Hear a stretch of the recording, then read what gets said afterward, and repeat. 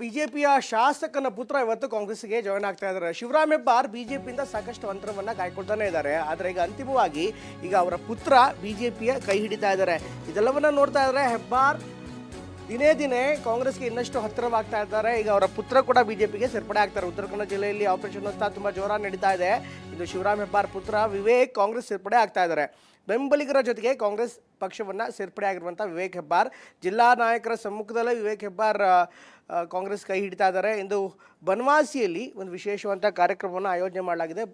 ಉತ್ತರ ಕನ್ನಡ ಜಿಲ್ಲೆಯ ಬನವಾಸಿಯಲ್ಲಿ ಜಿಲ್ಲಾ ಮುಖಂಡರ ಸಮ್ಮುಖದಲ್ಲಿ ವಿವೇಕ್ ಹೆಬ್ಬಾರ್ ಕಾಂಗ್ರೆಸ್ ಪಕ್ಷವನ್ನು ಸೇರ್ಪಡೆ ಆಗ್ತಾ ಇದ್ದಾರೆ. ಇನ್ನು ರಾಜ್ಯಸಭಾ ಚುನಾವಣೆಯಲ್ಲೂ ಕೂಡ ಸೈಲೆಂಟ್ ಆಗಿ ಇದ್ದ ಶಿವರಾಮ್ ಹೆಬ್ಬಾರ್ ಬಿಜೆಪಿ ಪರವಾಗಿ ವೋಟ್ ಮಾಡಿರಲಿಲ್ಲ. ಈಗ ಬಿಜೆಪಿಯ ಶಾಸಕನ ಪುತ್ರ ವಿವೇಕ್ ಹೆಬ್ಬಾರ್ ಈಗ ಕಾಂಗ್ರೆಸ್ ಸೇರ್ಪಡೆ ಆಗ್ತಾ ಇದ್ದಾರೆ.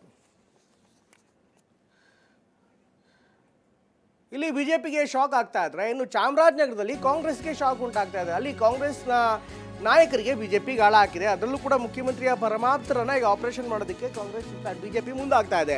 ಇಂದು ಕಾಂಗ್ರೆಸ್ಗೆ ಗುಡ್ ಬಾಯ್ ಹೇಳ್ತಾ ಇದ್ದಾರೆ ಗುರುಪಾದ ಸ್ವಾಮಿ ಹಿಂದೆ ಕೆಪಿಸಿಸಿ ಪ್ರಧಾನ ಕಾರ್ಯದರ್ಶಿ ಆಗಿದ್ರು. ಅವರು ಸಿದ್ದರಾಮಯ್ಯನವರ ಪರಮಾಪ್ತರು ಕೂಡ ಹೌದು.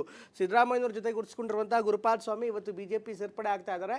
ಈಗಾಗಲೇ ಚಾಮರಾಜನಗರ ಕ್ಷೇತ್ರವನ್ನು ಶತಾಯಗತಾಯ ಗೆಲ್ಲೋದಕ್ಕೆ ಬಿಜೆಪಿ ಎಲ್ಲ ರಣತಂತ್ರವನ್ನು ಮಾಡ್ತಾ ಇದೆ. ಇವತ್ತು ವಿಜಯೇಂದ್ರ ಚಾಮರಾಜನಗರ ಪ್ರವಾಸವನ್ನು ಹಮ್ಮಿಕೊಂಡಿದ್ದಾರೆ. ಈ ಸಂದರ್ಭದಲ್ಲಿ ಗುರುಪಾದ ಸ್ವಾಮಿ ಈಗ ಬಿಜೆಪಿ ಜಾಯಿನ್ ಆಗ್ತಾ ಇದ್ದಾರೆ.